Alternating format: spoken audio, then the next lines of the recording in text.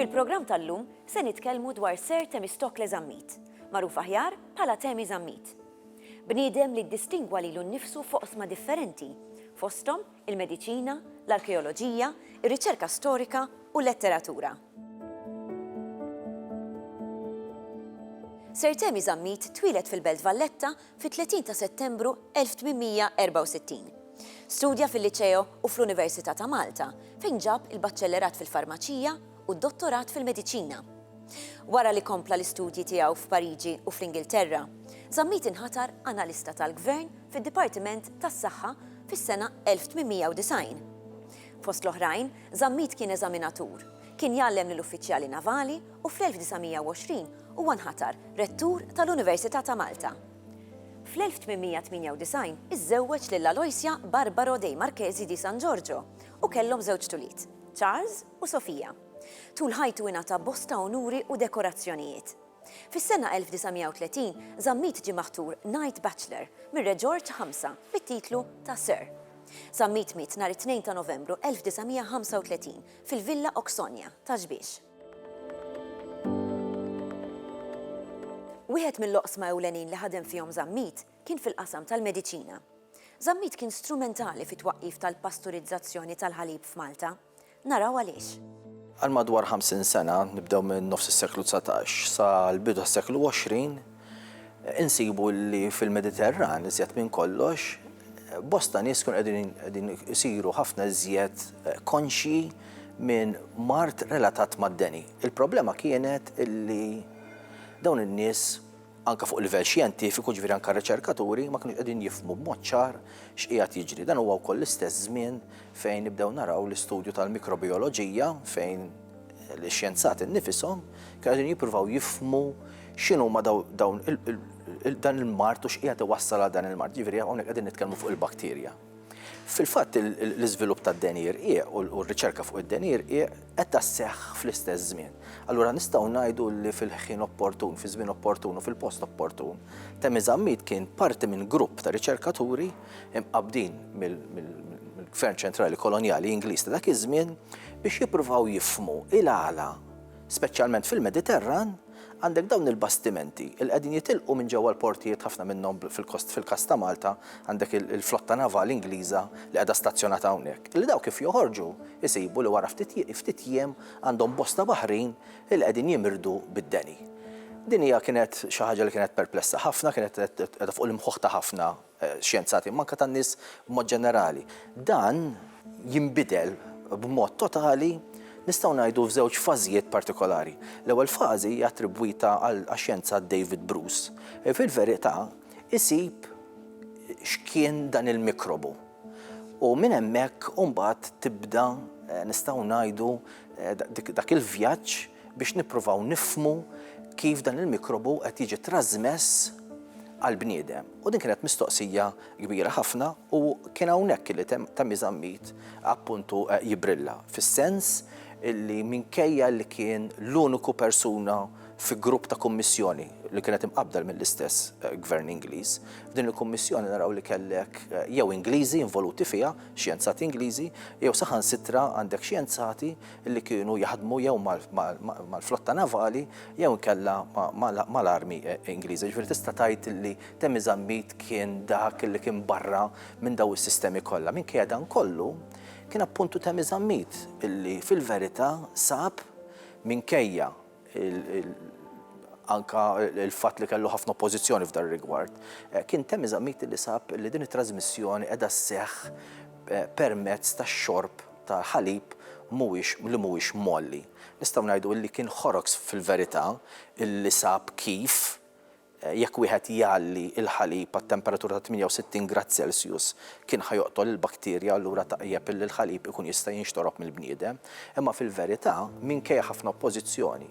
Saħansitra nistgħu ngħidu l-ewwel idea ġiet ippubblikata fir-raba' rapport tal-istess kummissjoni u f'dan ir-rapport iżjed minn kollox joħroġ anke fil-konklużjoni David Bruce jattribwixxi l-importanza tar-riċerka li kienet jagħmel Themi Zammit viżavi l-moss u x-xorb tal-ħalib tal-moss ġewwa Malta, u imma fl-istess ħin David Bruce ħalla saqajh mal-art u qal li jekk mhux ssir iżjed riċerka f'dan ir-rigward m'għandniex għalfejn din l-informazzjoni ħorġuha.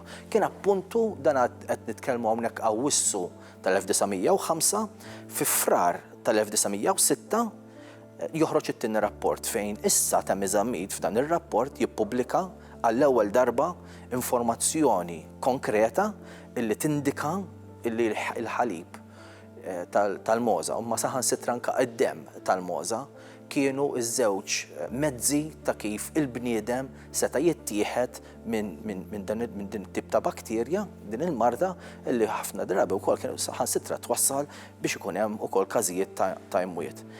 Dawn iż-żewġ pubblikazzjonijiet bla dubju ta' xejn huma l-iżjed żewġ pubblikazzjonijiet importanti illi saħansitra waslu biex anka ta' Miżammit jaqla ħafna fuq wiċċu. Hemm mument minnhom fejn anka ta' Miżammit din biex tant kemm joħodha personali fejn fost affarijiet oħra l-Ingliżi bejniethom, speċjalment Horrocks, kien qiegħed jara kif jikkonvinċi l-David Bruce illi il-kunċett kollu din l-iskoperta kollha jieħduha huma u ma jagħtu l-ebda attribwazzjoni ta' Miżammit innifsu.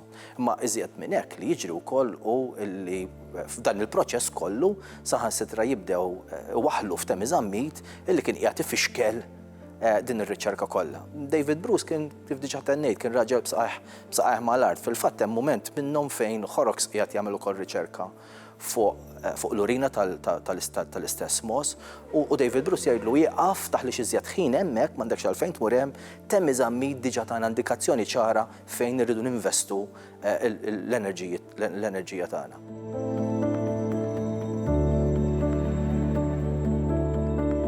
Naħseb il wieħed mill-kontribuzzjonijiet importanti li qegħdin iseħħu kważi mal-istess żmien meta ta' Miżammit qiegħed jagħmel ir-riċerka fuq il-ħalib hija appuntu fuq il-ħobs. Kelmtejn fuq il-ħobs, il-pubblikazzjoni tiegħu kelmtejn fuq il-ħobs illi Alfons Maria Gallia kien laqa u pubblika f'modija ta' żmien numru 21 tal-1903 hemmhekk ta' Miżammit jagħtina wieħed mill-ewwel studji xjentifiċi fuq il-produzzjoni tal-ħobs f'Malta. Qabel ta' Miżammit u l-kitba ta' Miżammit għall-inqas s'issa r-riċerka ma tatna l-ebda informazzjoni minħabba li l-ħobs kien isir b'mod tradizzjonali kienet xi ħaġa li tintiret mill-missier għall-liben. Aħna maħniex bħal Franza fejn għandek Pariġi, fejn ġo Pariġi għandek żewġ skejjel li jgħalmu kif tagħmel il-ħobs. Fil-każ ta' Malta, infatti ta' Miżammit fl-istess kitba jgħid illi l-Malti għadu l-antika. Imma fl-istess kitba wkoll kemmtejn fuq il-ħobs jitkellem fuq il-biga, jitkellem fuq it-tinsiela, jitkellem il-proċessi bioloġiċi tal-bakterja, l-bakterja tajba f'dan il-każ u kif wieħed seta' jolli l-ħobs, jiskanta kif għadna ma daħħalniex il-ħobs illi l-lum popolari ħafna, il-gluten free, qed jiskanta kif mhux qegħdin nużaw mezzi li huma ħafna iżjed effiċjenti bħal pereżempju li tuża il-birra bħala mezz ieħor ta' kif wieħed ikabbar il-ħmira ġewwa l-ħobs.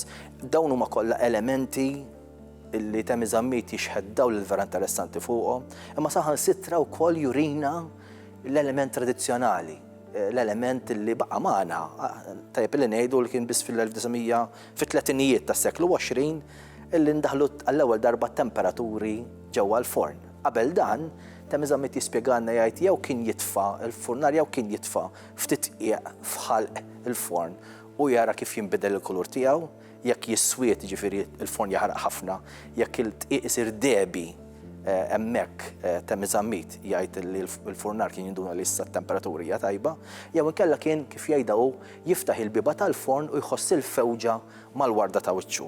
Ġifieri naraw dawn l-estremitajiet fejn u anke jilħaq l-iskop ta' Alfons Maria Gallia. L-ewwel nies qiegħed jikteb fuq l-iżjed prodott qed ngħidu li 80%, 70% tad-dieta tal-Malti kienet appuntu tiddependi fuq il-ħobs. Ġifieri il-Malti rried li l-ħobs kien ikun tajjeb, imsajjar tajjeb u ta' pis tajjeb. U jekk xejn nafu li anka saħansitra l-Gvernatur Maitland fis-seklu 19 jgħid li hemm żewġ affarijiet li l-Malti ma tistax tmissilhom, il-festi u l-ħobs. U ta' Miżammit 100 sena wara qiegħed jerġa' jikteb u qed jikteb tal-mod u manjera li fil-waqt li qed jipprova jispjega l-Malti u kif ma nbidilx ukoll qiegħed jgħid lill-Malti li din hija direzzjoni li tajjeb illi wieħed iħares liha.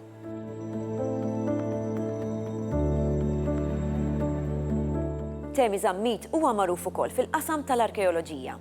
Huwa ħadem fuq skavi importanti li komplew isawru l-istorja rikka tagħna. Fost dawn insibu l-ipoġew ta' Ħalsa Flieni li kien beda jaħdem fuqu Manuel Magri. Temi Żammit ingħata l-inkarigu li jkompli l-iskavi ta' l-ipoġew ta' Ħalsa Flieni wara l-mewt ta' Father Manuel Magri. Manuel Magri kien skava żewġ livelli tal-ipoġew ta' Ħalsa Flieni, livelli żjed fil-fond u livelli ngħidulu tan-nofs. Imma Temi Żammit imbagħad kompla jiskava il-livell ta' fuq. Meta ngħidu l-livell ta' fuq jiġifieri dan huwa l-livell tas-sit li kien jinsab eżatti taħt ir-residenzi ta' dak iż-żmien.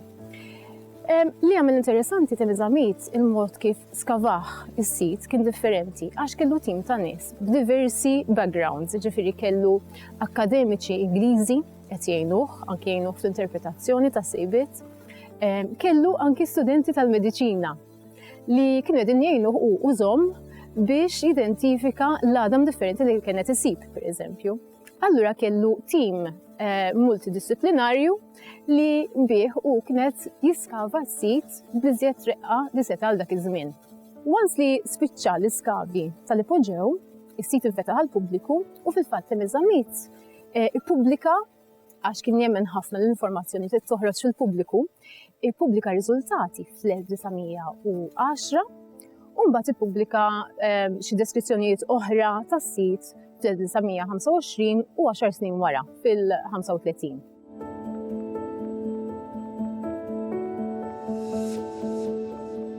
Fl-1914 Żammit ta' bidu għall-iskavi u kixef it-tempji neolitiċi ta' Ħaltarxin. Fil-kumpless preistoriku ta' Ħaltarxin, Temi Żammit ingħata rwol li jiddiriġi l-iskavi mill-bidunet. Fil-fatt fl-1914 għamel ftit skavi żgħar fis-sit u sab li fil-fatt kien hemm xi fdalijiet ta' żmien Neolitiku u mbagħad fl-1915 ta' bidu tal-iskavi tas-sit kollu. Li kien interessanti f'dal każ huwa li Temi Żammit wara l-esperjenza li ħa anki fl-ipoġew ta' Ħalsa Flieni u siti oħra, dan is-sit skavaħ b'mod xjentifiku. Nistgħu ngħidu li kien l-ewwel sit li ġie skavat b'mod xjentifiku li għandna fil-Gżejjer Maltin. Minħabba l-background tiegħu fil-mediċina, ovvjament kellu l-background tax-xjenza. Allura dik it-teknika li tuża fix-xjenza u fir-riċerka xjentifika uża anki fl-iskavi. Li kienet l-ewwel darba għal Malta. Ħa dettalji fuq kull ħaġa li skava, kull ħaġa li skopra. Anki l-osservazzjonijiet tiegħu, pereżempju, kien jirrekordjhom fil-field notes tiegħu. U ġieli anki meta kien jibdel il-ħsieb dwar xi ħaġa, kien jirrekordja wkoll u għaliex qed jiżviluppa l-ħsieb tiegħu fuq l-arkeoloġija li kienet jikxef.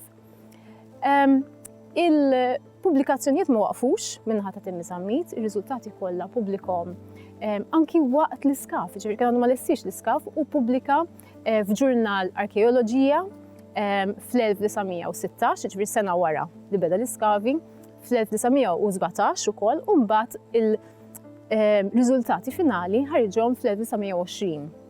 U mbagħad ovvjament kompla jippubblika anki gwidi għal dawn is-siti għax għalih l-edukazzjoni tal-pubbliku u li ixxerret l-informazzjoni li ġabar kienet vera importanti u naraw di fil-pubblikazzjonijiet tiegħu wkoll. Immorru ftit lura. Fl-1903 Żammit inħatar bħala l-ewwel kuratur tal-Mużew Nazzjonali l-ġdid. Huwa stħarreġ u kattar l-erf fost il-poplu Malti dwar il-qedem taċ-ċiviltà fil-Gżejjer Maltin. Żammit meta nħatar bħala l-kuratur tal-Mużew tal-Belt kien fil-fatt l-ewwel bniedem, l-ewwel persuna li ħada rwol full-time biex ngħidu hekk, li kien hemm persuna permanenti li qed tieħu ħsieb il-mużew li huwa dedikat għall-istorja u l-arkeoloġija ta' Malta. Again, Żammit ħa stans xjentifika u qal jiena tal-mużew irid nużah biex neduka l-pubbliku u neduka l-viżitaturi. Allura x'għamel anke l-mod kif beda jeżibixxi l-affarijiet kienu b'mod metodiku. Jiġifieri l-affarijiet tal-preistorja ġew eżibiti fl-imkien. Anki l-mod kif qassamhom fil-kmamar kienu skont l-età tagħhom. Ġifieri inti meta kont tmur fil-mużew anki fil-bidu tas-seklu 20, stajt tara l-iżvilupp tal-kultura Maltija viżwalment billi tara l-bdalijiet wara xulxin. Ġifieri l-mużew użah ukoll biex jgħid storja li kienet l-ewwel darba li saret fil-Gżejjer Maltin.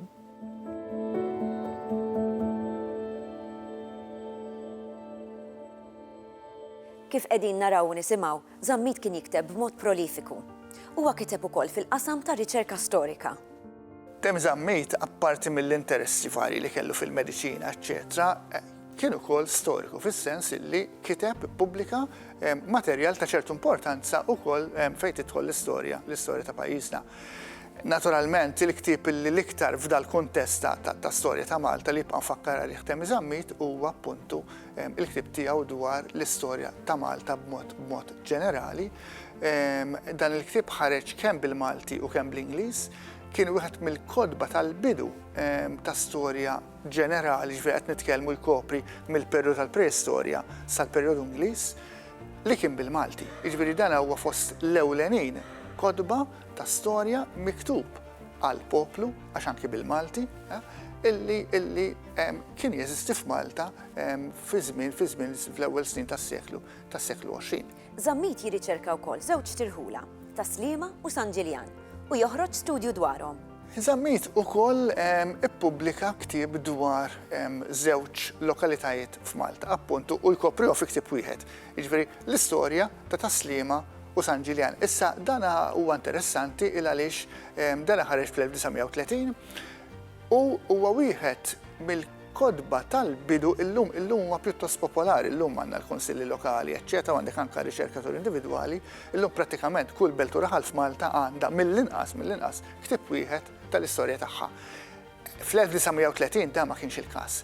Jiġifieri hawnhekk Żammit kien pionier dik li wieħed jista' jgħidilha microhistory, ġifieri fis-sens mhux l-istorja ta' Malta biss, imma l-istorja ta' komunità, l-istorja ta' belt ta' raħal partikolari. Ma' Tem Żammit jibdana fl-istess żmien għandek Ibi Vella wkoll illi kiteb numru minn daw il-kolba, imma qed nitkellmu f'da żmien jiġifieri fejn xi ħadd bħal Tem Żammit huma fost l-ewwel kodba, fost l-ewwel studji li għandna dwar daw iż-żewġ subborgi li kienu għadhom pjuttost żgħar, Taslima, San Ġiljan, u appuntu għandek l-istorja tagħhom fi ktieb wieħed minn Tem Żammit. Żammit ħalla wkoll impatt fil-qasam letterarju. Primarjament kien jikteb f'żewġ rivisti li għadhom jiġu pubblikati sal-ġurnata tal-lum. Qed nitkellmu fuq il-Malti, tal-Għaqda tal-Kittiba tal-Malti, illum l-Akkademja tal-Malti u Leħen il-Malti, tal-Għaqda tal-Malti Università. Iva Żammit, minkejja li huwa magħruf ovvjament għal xogħol mediku u x-xogħol arkeoloġiku tiegħu, kien ukoll kittieb pjuttost prolifiku u kien jikteb fuq Leħen il-Malti u l-Malti u kien jikkontribwixxi sew kitbiet li nistgħu nsejħulhom deskrizzjonijiet folkloristiċi. Allura kien jitkellem dwar ċertu drawwiet li kellhom il-Maltin. Iżda wkoll bosta novelli, bosta rakkonti osra. U huwa importanti għaliex nistgħu ngħidu li Tem Żammit kien dak li b'xi mod jew ieħor kien missier in-novella Maltija, ġifieri dak li seddaq il-forma tar-rakkont qasir u naħseb jiena bena mudell għall kittieba li ġew warajh. Li huwa interessanti huwa li Żammit kienet jikteb fi żmien fejn il-letteratura jaf kienet qed tieħu modija oħra minħabba li kien hemm il-kittieba riformisti realisti li wkoll kienu qed jiktbu il-novelli, rakkonti osra, darba fil-gazzetti laburisti, iżda kienu qegħdin jiktbu dwar is-soċjetà kontemporanja, dwar problemi soċjali, fil-waqt li Żammit jikteb dwar il-ħajja tar-raħal li b'xi mod jew ieħor dak iż-żmien kienet ġa bdiet tispiċċa. Mela Żammit huwa rakkontatur nostalġiku, huwa wkoll arkeologu letterarju fl-istess ħin.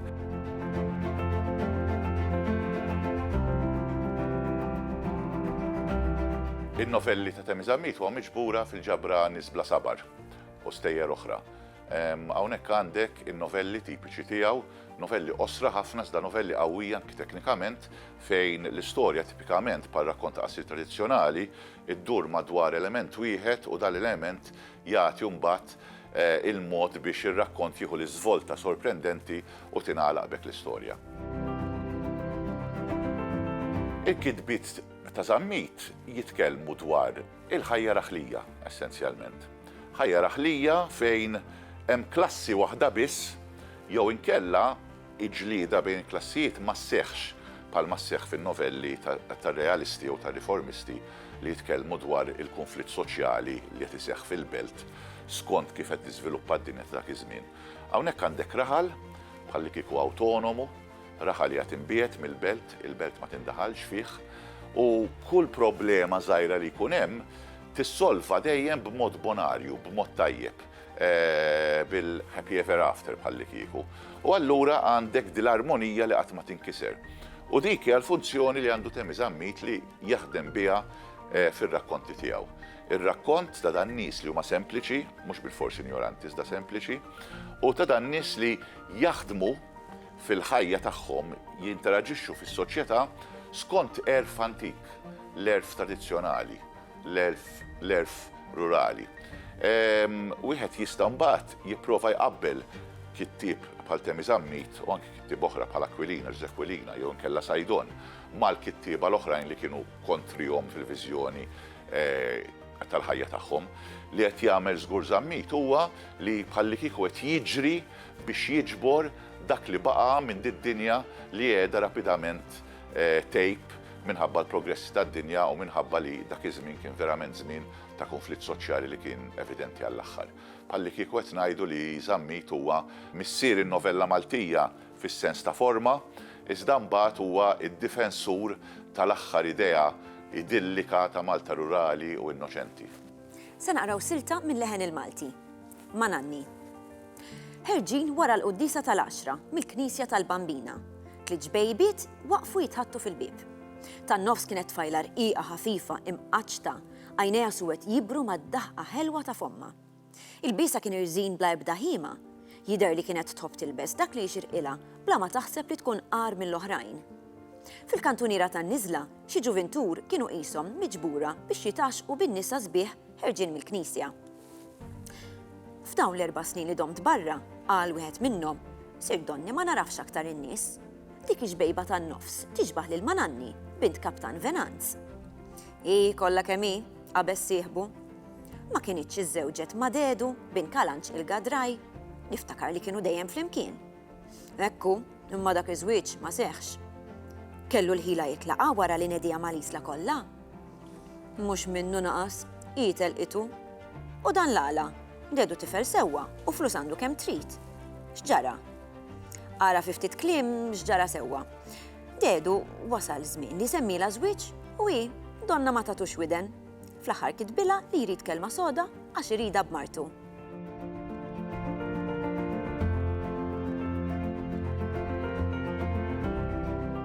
Temmy Zammit ħalla wirt imprezzabbli f'kull qasam li ħadem fih. 4 xhur qabel miet, Zammit kiteb din l-istqarrija li tixet l-umiltà kif ukoll il-kobor ta' din il-persuna. When I am dead, no circulars are to be issued. The funeral to be as simple as possible, straight to the cemetery. No leaflets and no flowers. If I have to be remembered, it is not through photographs, but through the work I have done. What I have tried to do is not easily forgotten. It was all to keep up the good name of Malta. Dak kien kollox għall-programm tal-lum. Narawkom għall-programm li jmiss.